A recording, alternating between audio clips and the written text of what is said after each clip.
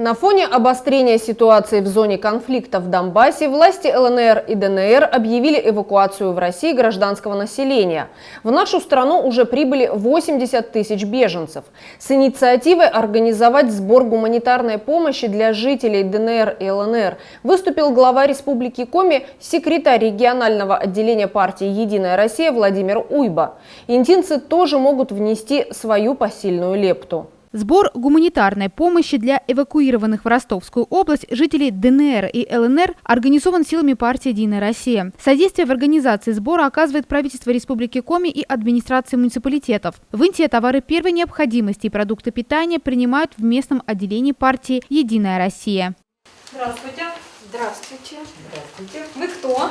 Вы откуда? Мы детский сад «Рябинушка». Мы вот в соцсетях увидели сообщение о сборе пожертвований для жителей Донбасса. Вот решили Давайте помочь. мы вам поможем. Да, мы вас благодарим.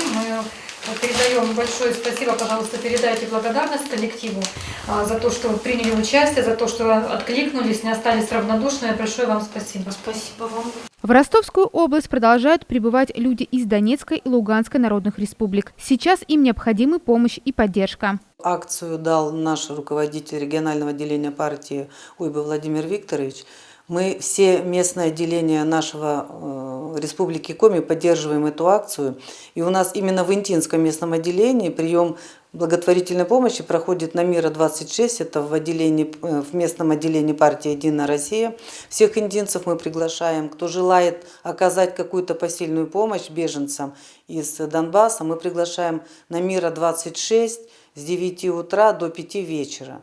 Поэтому можно приносить с собой вот все то, что не портится. То есть такие вещи, как салфетки, туалетная бумага, зубная щетка, паста, мыло, порошки, детское питание, потому что очень много из эвакуированных у нас и деток. И мы сами с вами видим по телевизору, что очень много детей. Поэтому все, что вот такое не портящееся, продукты питания, крупы, макароны, сгущенка, тушенка, то есть каждый человек, если он переживает за всех наших людей, то он свою посильную лепту внесет в это. Ждем на Мира 26. Интинцы никогда не были равнодушными к чужой беде. Жители Приполярья всегда принимают самое активное участие в благотворительных мероприятиях. Об акции было объявлено вечером в воскресенье. И уже в понедельник в пункт сбора помощи начали нести продукты питания и товары первой необходимости. Только вчера был призыв главы Республики Коми о том, чтобы республика поддержала и помогла людям, эвакуированным из территории Донбасса, которые прибыли на территорию России. Конечно, это прежде всего и дом малютки, и граждане с семьями, и старики, и дети. Так удивительно, что только вчера была акция объявлена, сегодня с утра идут звонки, звонят люди, звонят и спрашивают, и что можно принести, во сколько можно принести, и как можно. Ну, то есть вопросов очень много, и это говорит о том, что интинцы действительно очень откликнулись на просьбу. Мы надеемся и уверены, что и поддержат акцию трудовые коллективы, и граждане нашего города. Ну вот сегодня полобеда, да, полдня прошло рабочего. Вот мы уже видим, что у нас идут коллектив детского сада «Рябинушка» принял участие, принесли свою лепту, внесли. Житель блокадного Ленинграда Валерия Терентьевна-Щербань, сама в свое время пережившая военное детство, блокаду, потерю родных, близких, очень, как бы для нее это очень значимое событие, и поэтому она всегда принимает участие в благотворительных акциях. И, конечно, она не осталась в стороне и тоже передала продуктовый набор. Фракция «Единая Россия» в Совете муниципального образования городского округа Инта также принимает участие. Мы уверены, что все интинцы поддержат, и мы сделаем одно общее благое дело.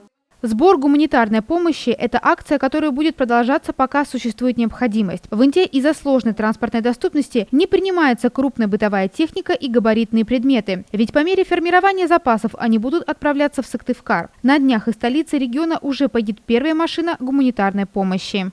На данный момент мы проводим сбор в нашем Интинском местном отделении. Сами понимаем прекрасно, что нам очень сложно будет это доставлять, но решаем вопрос с республикой. Скорее всего, что будем отправлять или посылками, или багажом, или же вдруг найдем кого-то попутчика, кто поможет нам и довезет этот багаж до Сыктывкара, до регионального отделения партии. Вот таким образом будем отправлять от Интинского местного отделения все это дальше. Присоединиться к акции гуманитарной помощи могут предприятия и организации, а также все неравнодушные жители.